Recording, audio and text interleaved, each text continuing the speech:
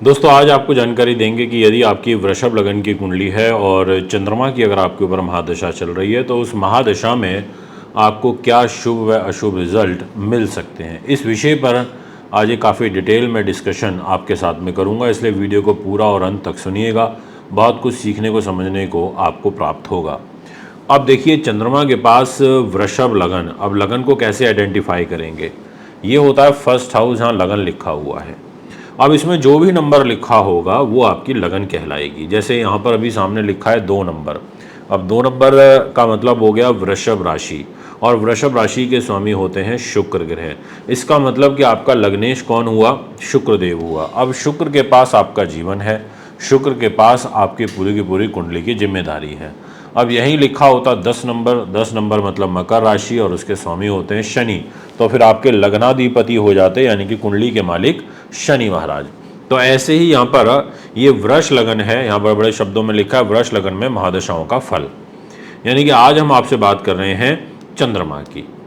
अब चंद्रमा की महादशा अगर आपके ऊपर चल रही है तो आपके साथ में क्या हो सकता है? अब चंद्रमा शुक्र का शत्रु है और चंद्रमा के पास वृष लगन के अकॉर्डिंग ये 3rd हाउस की जिम्मेदारी आ जाती है, जहां 4 नंबर लिखा है। 4 नंबर का मतलब कर्क राशि, और इस राशि के स्वामी होते हैं चंद्र ग्रह। तो क्या जिम्मेदारी ले ली चंद्रमा ने? चंद्रमा ने बोला कि मैं 3य भाव का स्वामी हूं। अब 3य भाव का स्वामी होकर के बैठा तो कहीं भी हो सकता है, आपके कुंडली में हो सकता है इधर 2 नंबर में बैठा हो, इधर 3 नंबर राशि में बैठा हो, इधर 8 नंबर राशि में बैठा हो पति पत्नी के घर में, इधर 9 नंबर में बैठा हो आयु के घर में, है ना। बैठा तो कहीं भी हो सकता है कि आपका चंद्रमा कहाँ बैठा है। अब ऐसे में आपके ऊपर दशा आ जाए चंद्रमा की, जो कि 10 वर्ष की होती है। अब इन 10 वर्षों में आपको चंद्र ग्रह कैसा रिजल्ट देंगे, ये आज डिस्कशन का पार्ट रहेगा। ये जानकारी आज की इस वीडियो के माध्यम से मैं आप तक पहुंचाऊंगा, इसलिए वीडियो को पूरा सुने और अंत तक सुने, बहुत कुछ सीखने समझने को मिलेगा। अब यहाँ डिपेंड करता है कि चंद्रमा की महादशा के साथ अंतरदशा किस ग्रह की चलेगी, और इसके अलावा चंद्रमा तृतीयेश होकर के जिस राशि में बैठेंगे उस राशि में वो कैसा रिजल्ट देंगे। तो सबसे पहले मैं आपसे बात करूंगा फर्स्ट हाउस के बारे में। देखिए, फर्स्ट हाउस जो एस्ट्रोलॉजी के अंदर होता है वो, जैसा कि आप सभी जानते हैं, बहुत भली भांति परिचित हैं कि वो होता है मान सम्मान का, यश वैभव का, नीति शास्त्र और विद्वानता का होता है, आपके व्यक्तित्व का होता है।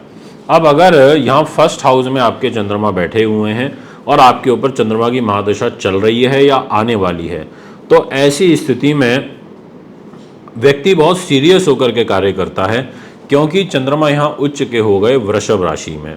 अब ये चंद्रमा की उच्च राशि है, तो ऐसे में उच्च कोटि के रिजल्ट मिलेंगे इस चंद्रमा की दशा में आपको।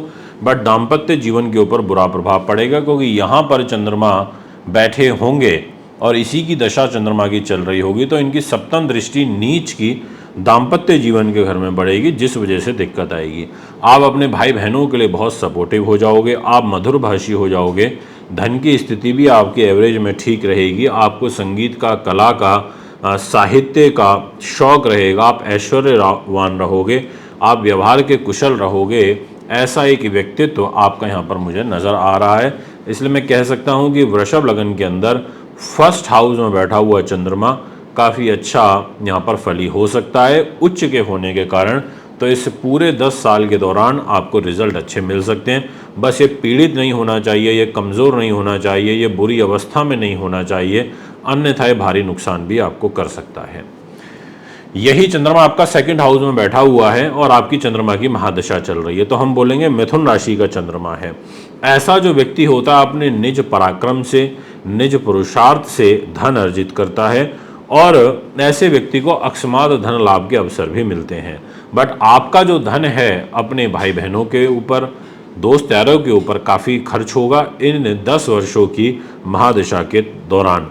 अब 2nd हाउस में बैठेगा तो मधुरभाषी बना देगा, आप अपने शब्दों से सामने वाले व्यक्ति के ऊपर एक बहुत ही पॉजिटिव प्रभाव छोड़ोगे, ऐसी ग्रह स्थिति यहाँ पर बनेगी। और ये वकालत से, न्याय से जुड़े हुए कार्यों में इन 10 वर्षों में आपको काफ़ी ऊंचाइयों पर लेकर के जा सकता है। अब यहाँ पर ये बैठेगा तो वे विद्या का भी घर है, उच्च विद्या के दृष्टिकोण से अच्छा रहेगा, एजुकेशन में आपको विशेष सफलता यहाँ पर दिलवाने का काम करेगा। ये मैं आपसे कहना चाहूँगा। बस इस चंद्रमा के ऊपर, यहाँ बैठे हुए चंद्रमा पर शनि राहु की दृष्टि नहीं होनी चाहिए। अगर ऐसा हुआ और आपकी चंद्रमा की दशा चल रही है, आप 10-12 साल के हैं, अभी बच्चे हैं, या आप अभी 25, 26, 27 साल की एज के हैं, और ऐसे में शनि राहु की दृष्टि इधर बैठे हुए चंद्रमा पर हुई और चंद्रमा की ही महादशा चल रही हुई, तो ये आपके लिए बड़ा नुकसानदायक भी हो सकता है। ये आपको एजुकेशन में भी बाधा पहुंचा सकता है, या आपके धन की हानि भी कर सकता है, आपका अपव्यय ज़्यादा करा सकता है, आपको स्वास्थ्य के दृष्टिकोण से बड़ी हानि पहुंचा सकता है। ऐसी ग्रह स्थितियां यहाँ पर बनेंगी और आप पारिवारिक उलझनों में भी उलझ सकते हो। अब यही चंद्रमा आपका 3rd हाउस में बैठा हो तो हम बोलेंगे कि ये चंद्रमा अपने घर में बैठा हुआ है, मतलब स्वग्रही हो गया। तो ऐसे में आपकी चंद्रमा की महादशा आ जाए तो आप देश के अंदर, विदेश के अंदर यात्राएं बहुत करेंगे, आपकी भ्रमण बहुत होते रहेंगे, आप अपने परिश्रम से धन संपदा अर्जित करेंगे, आप भाई की अपेक्षा बहनों का जो सुख है वो आपको ज़्यादा प्राप्त होगा। आपको गायन में, संगीत में, अभिनय में विशेष रुचि रहेगी, आप साहित्य को विशेष रूप से प्रेम करेंगे, आपको लेखन में, प्रकाशन में, ज्योतिष में, ऐसी चीज़ों में विशेष रुचि रहेगी।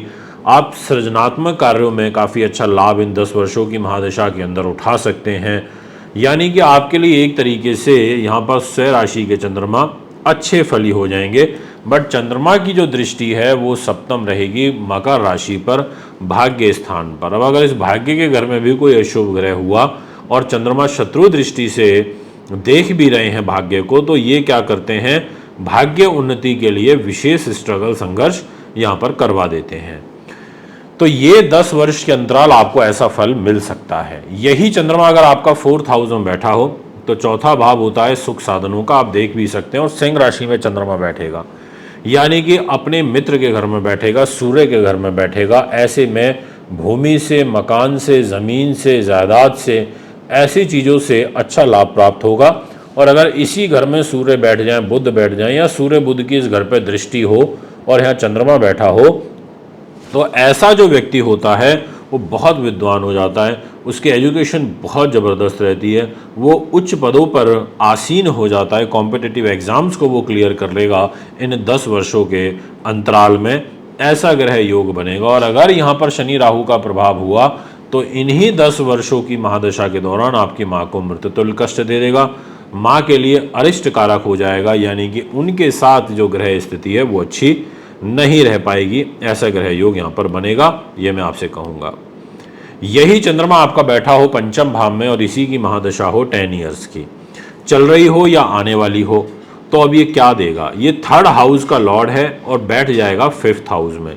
इस घर में बैठ करके ये व्यक्ति को बुद्धिमान बनाएगा, मधुरभाषी बनाएगा, अकस्मात धन लाभ के योग देगा इन 10 वर्षों में, उच्च शिक्षा में लाभ देगा, आपको आपकी कल्पना शक्ति को इन 10 वर्षों में मजबूत करेगा, आपका नेचर भावुक हो जाएगा, संतान से विशेष स्नेह प्रेम आपका रहेगा। और यहाँ पर पुत्र संतान के अंदर देरी करता है। अगर आप मैरिड हैं, प्लान कर रहे हैं बेबी को, और ऐसी में चंद्रमा की दशा हो और चंद्रमा यहाँ बैठा हो और वृष लगन हो, तो फिर यहाँ पर ये कुछ न कुछ आपको दिक्कत देगा, संतान संबंधी कष्ट देगा। पर एक चीज़ ज़रूर है कि यहाँ पर अगर यदि बुध हुआ, क्योंकि यहाँ 6 नंबर लिखा है और 6 नंबर का मालिक होता है बुध, और यहाँ चंद्र बुध की युति बन गई तो आपको अकस्मात धन लाभ बहुत होगा। आपको जुए से, लॉटरी से, सट्टे से, वायदा बाजार से, शेयर बाजार से, ऐसी चीज़ों से आपको विशेष लाभ प्राप्त होंगे, ये भी मैं आपसे कहना चाहता हूँ। अब पाप प्रभाव में होगा तो ये सारे फल अपोजिट हो जाएंगे, ये सारे फल नेगेटिव हो जाएंगे। ये है आपका 10 साल का लेखा जोखा। अब यहाँ बैठ जाए आपका चंद्रमा 6ठे भाव में, इस घर में बैठेगा, तुला राशि के अंदर बैठेगा, तो यहाँ पर बैठने ते ही ये शुक्र की राशि में चला जाएगा 6ठे भाव के अंदर। यहाँ उलझनों में फंसाएगा, मेहनत ज़्यादा कराएगा, स्ट्रगल आपसे ज़्यादा कराएगा इन 10 वर्षों में। और पाप प्रभाव में हुआ तो आपको धोखे बहुत दिलवाएगा, आपकी यात्राएं काफ़ी कराएगा, पर उन यात्राओं से आपको लाभ नहीं मिल पाएगा, आपको गुप्त चिंताएं ज़्यादा रहेंगी, आप कर्जे में डूबे रह सकते हो इन 10 वर्षों में। ऐसी ग्रह स्थितियों का निर्माण यहाँ पर ये करेगा। इसी प्रकार से यही चंद्रमा अगर आपका 7म भाव में बैठा हो तो नीच का हो जाएगा, मान सम्मान के लिए अच्छा रहेगा, पर ये दाम्पत्य जीवन को इन 10 वर्षों में काफ़ी डिस्टर्ब करेगा। मैरिज लाइफ ठीक से नहीं चल पाएगी, भाई बहनों के सुख में कमी होगी क्योंकि ये भाई बहनों का स्वामी होकर के नीच हुआ है। यात्राओं से कष्ट होगा। विदेश में अगर सेटल होना चाहते हैं या बाहर चले गए हैं और वहाँ पर आप पहुँचे और आप पर चंद्रमा की महादशा शुरू हो गई या चल रही है, तो आपकी फॉरेन सेटलमेंट ये नहीं होने देगा। ऐसा ग्रह योग यहाँ पर बनेगा। इसके अलावा यहाँ पर यदि चंद्रमा के ऊपर कोई शुभ ग्रह की दृष्टि हुई तो थोड़ा लाइफ को स्टेबल ज़रूर कर देगा, ये मैं आपसे कहना चाहूँगा। इसके अलावा गले से, छाती से वात पित्त जो विकार होते हैं वो आपको लगे रहेंगे। यही चंद्रमा अगर आपका अष्टम भाव के अंदर बैठ गया तो ऐसी स्थिति में इसका अष्टम भाव के अंदर बैठना अच्छा नहीं होता। यहाँ पर बैठने से ये दिक्कत देता है, ये परेशानी देता है, ये कष्ट देता है और यहाँ ये खतरा उत्पन्न कर देता है।